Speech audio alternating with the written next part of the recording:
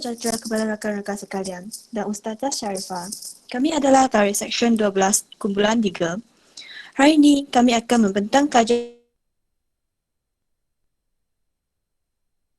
kesejahteraan masyarakat. Ini adalah ahli kumpulan saya, Time Bethany.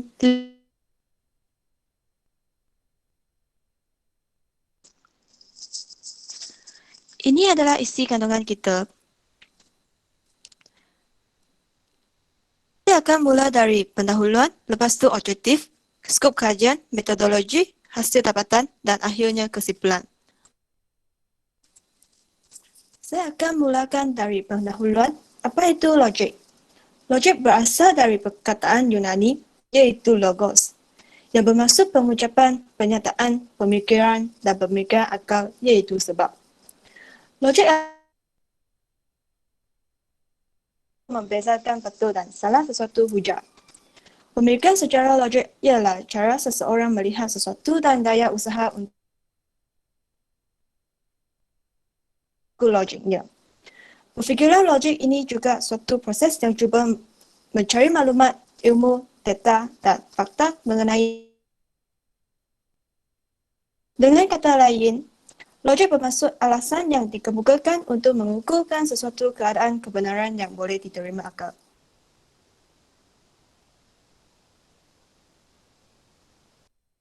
Jika dilihat dari sudut realiti, alam dan kehidupan sebenarnya, logik tentang satu perkara dari segi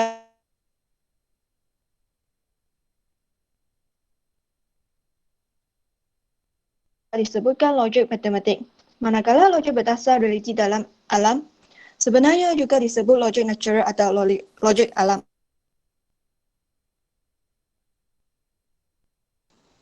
Falasi dalam kajian ini adalah merujuk kepada autoriti. Falasi ini merupakan hujahan jenis ini tetapi pada kuasa atau pengaruh pihak tertentu. Didefinisikan secara akademik sebagai kecelaruan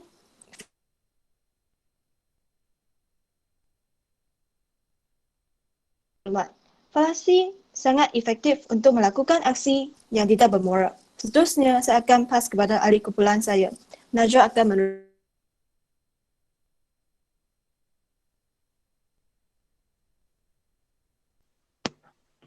Baiklah, seterusnya saya akan memberitahu anda semua tentang objektif kajian yang kami gunakan untuk menyempurnakan tugasan kami tentang kajian terhadap kesan salah faham penerimaan maklumat melalui media sosial terhadap kesejahteraan masyarakat.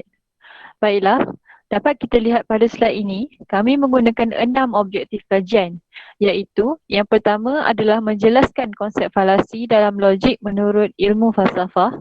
Kedua, menghuraikan maksud falasi autoriti dan hubungannya dengan penyebaran berita palsu di media sosial. Ketiga, menerangkan maksud salah faham dalam penyebaran berita di media sosial. Keempat, mengenal pasti faktor-faktor dan kesan salah faham terhadap penyebaran berita dalam media sosial. Kelima, menyenaraikan langkah-langkah bagi mengelakkan salah faham terhadap penyebaran berita di media sosial. Dan akhir sekali, mengkaji tahap pengetahuan dan kesedaran pelajar UTHM sendiri terhadap bahaya salah faham dalam penyebaran berita di media sosial kepada kehidupan dan masyarakat. Seterusnya adalah metodologi kajian. Bagi mengumpulkan maklumat yang diperlukan, kami menggunakan dua sumber iaitu sumber primer dan sekunder. Yang mana sumber primer adalah data yang terkini dan secara langsung dapat dikumpulkan daripada sampel kajian. Manakala sumber sekunder adalah bahan yang digunakan sebagai satu rujukan kajian yang terdiri daripada jurnal, majalah, akhbar, artikel, buku dan lain-lain. Instrumen kajian yang kami gunakan adalah melalui kaji selindik iaitu dengan penggunaan Google Form. Seterusnya Google Form ini akan disebarkan melalui aplikasi WhatsApp untuk diberikan kepada responden. Dalam Google Form ini terbahagi kepada 5 bahagian iaitu bahagian A adalah demografi yang terdiri daripada maklumat responden. Bahagian B pula berkaitan pengenalan tentang falasi dalam falsafah logik dan hubungannya. Bahagian C adalah faktor dan kesan. Bahagian D adalah kesedaran dan langkah Dan akhir sekali bahagian E adalah bahagian pendapat. Soal selidik melalui Google Form ini menggunakan 60 orang pelajar UTHM bagi menjadi sebagai sampel kajian. Seterusnya, skop kajian.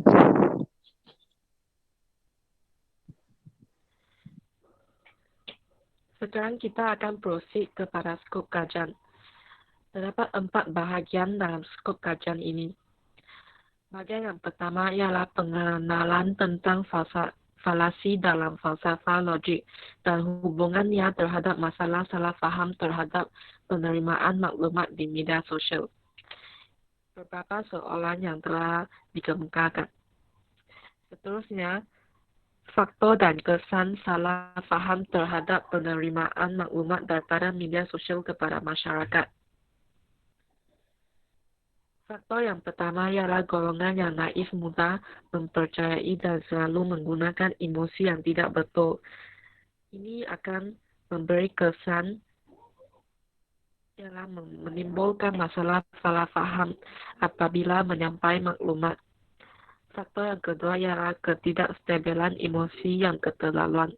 Ini akan menyebabkan kesalahpahaman terhadap penerimaan maklumat.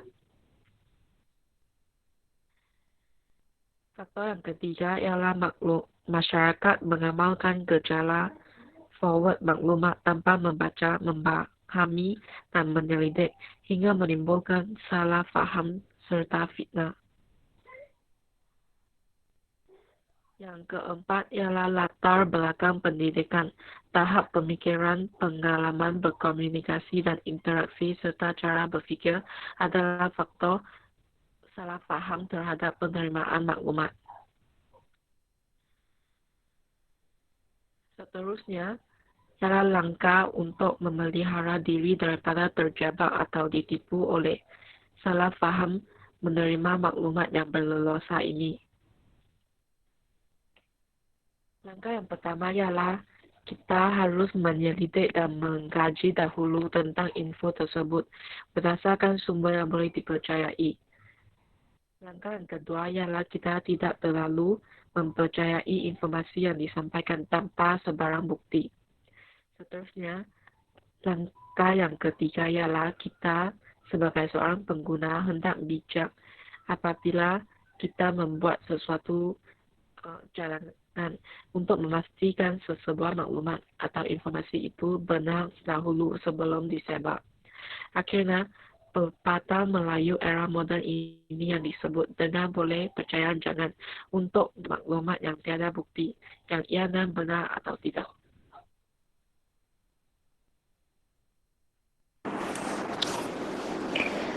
Okey, saya akan teruskan dengan hasil dapatan dari bahagian A. Terdapat 60 orang responden yang telah mengisi soal CD ini, iaitu dari 30 orang dari lelaki dan 30 orang dari perempuan.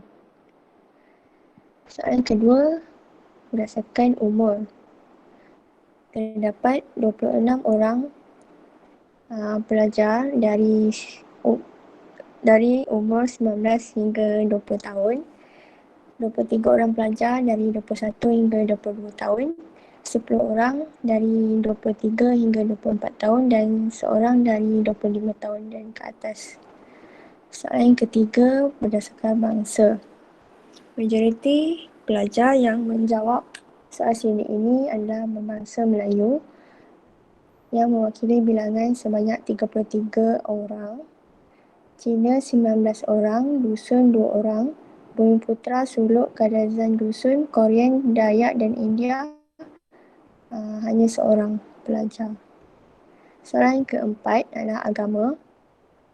Pelajar yang beragama Islam adalah majoriti yang menjawab soalan ini yang mewakili 36 orang, Buddha 18 orang, Kristian 6 orang dan Hindu tiada responden.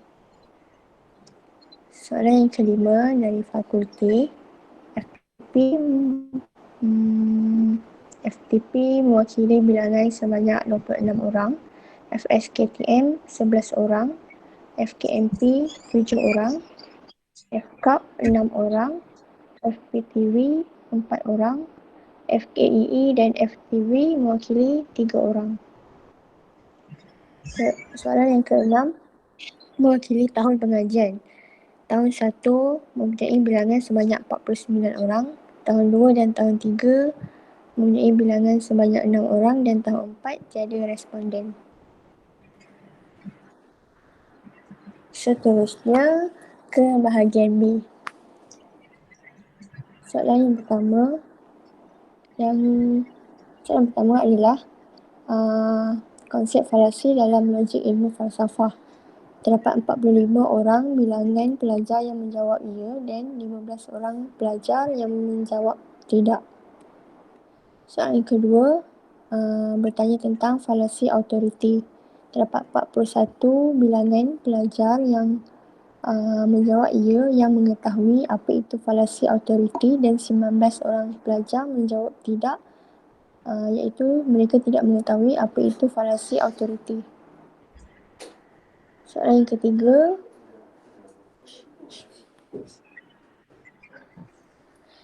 ketiga, ialah maksud salah faham terhadap penerimaan maklumat daripada media sosial.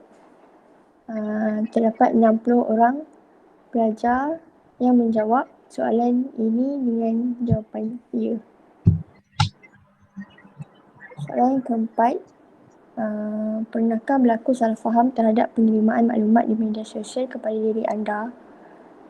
Terdapat 51 orang pelajar yang pernah berlaku salah faham terhadap penerimaan maklumat di media sosial dan 9 orang sahaja yang tidak pernah berlaku salah faham terhadap penerimaan maklumat di media sosial kepada diri mereka. Soalan yang kelima, adakah mereka pernah menerima maklumat palsu di media sosial? 57 orang pelajar menjawab ya dan 3 orang sahaja yang menjawab tidak, iaitu tidak pernah menerima maklumat palsu melalui media sosial.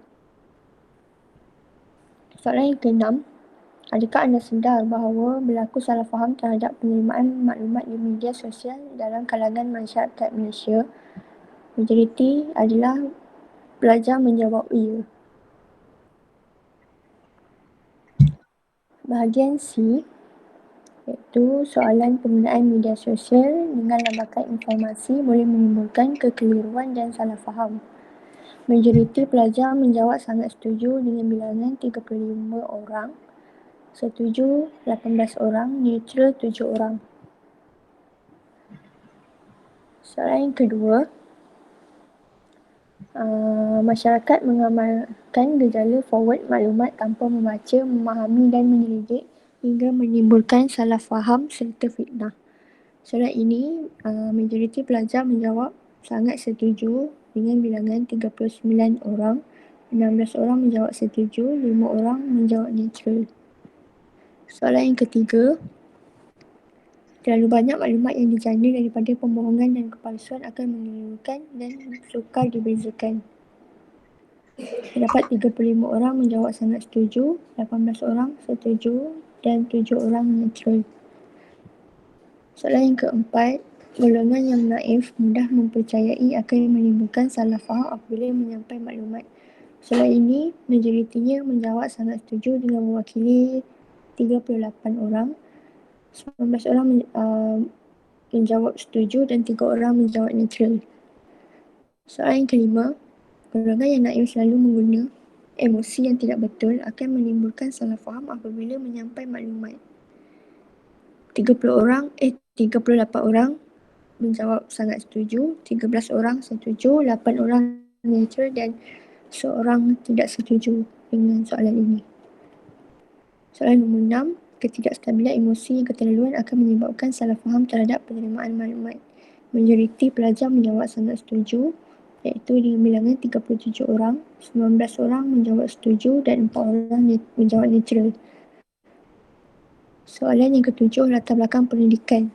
Soalan ini majoritinya menjawab sangat setuju, iaitu dengan bilangan 33 orang, 15 orang menjawab setuju, 10 orang menjawab neutral dan seorang menjawab tidak setuju dan sangat tidak setuju. Soalan yang ke-8, salah faham terhadap penerimaan maklumat.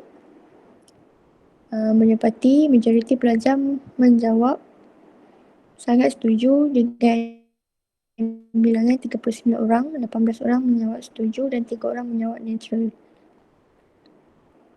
Soalan ke-9, salah faham terhadap penerimaan maklumat tanpa sekatan akan menimbulkan perbalahan antara kaum. 40 orang pelajar menjawab sangat setuju, 13 orang menjawab setuju, 6 orang pelajar menjawab neutral dan seorang tidak setuju. Bahagian D, soalan 1, setiap maklumat kita perlu baca dan fahami sebelum disampaikan supaya menjadi ilmu bermanfaat kepada diri sendiri dan orang lain.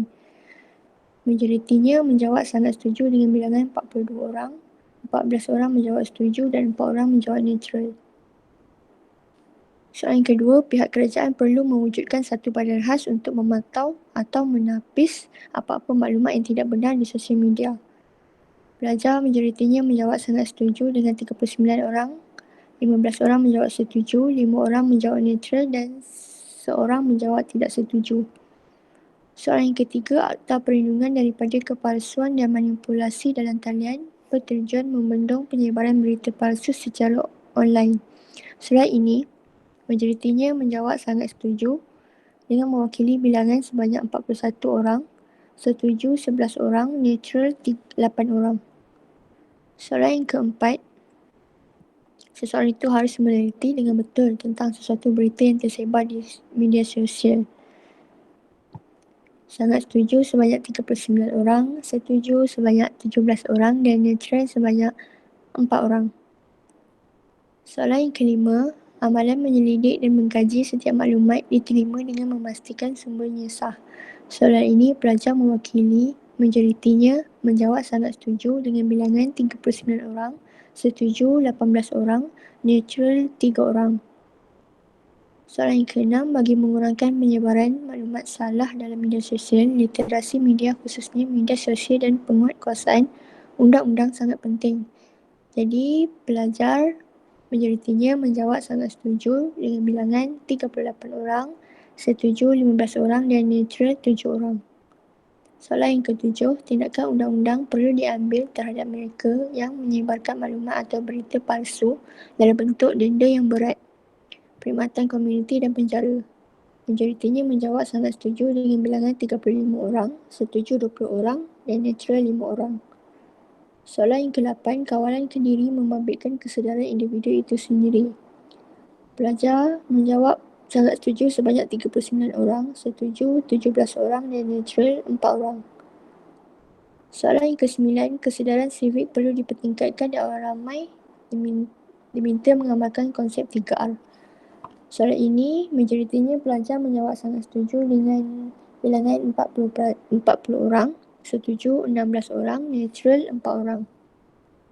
Soalan yang terakhir, sentiasa berwaspada ketika menggunakan media sosial dan jangan kongsi apa juga perkara yang belum dipastikan kesahihannya. Sangat setuju seramai 39 orang, setuju 17 orang dan neutral 4 orang. Okey, bahagian E, soalan pendapat. Kami menggunakan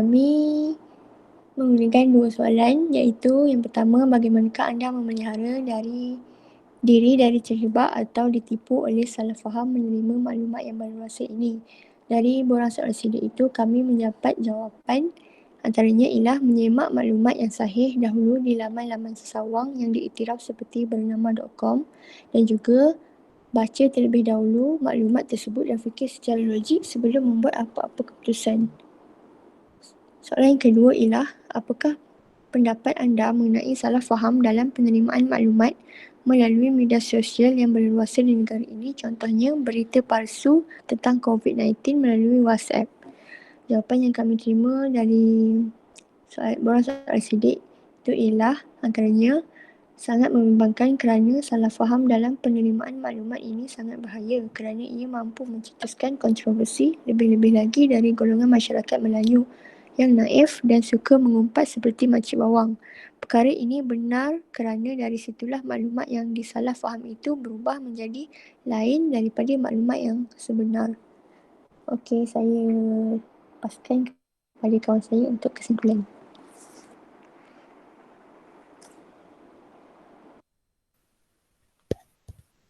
Kesimpulannya, daripada kajian yang telah kami jalankan untuk mengenal pasti kesan berita palsu melalui sosial media dalam kalangan mahasiswa dan mahasiswi UiTM, mendapati bahawa mereka tahu dan amat peka mengenai hal ini. Kita seharusnya turut berusaha meratakan lengkung infodemik dan salah satu caranya adalah dengan mengamalkan penjarakan media sosial.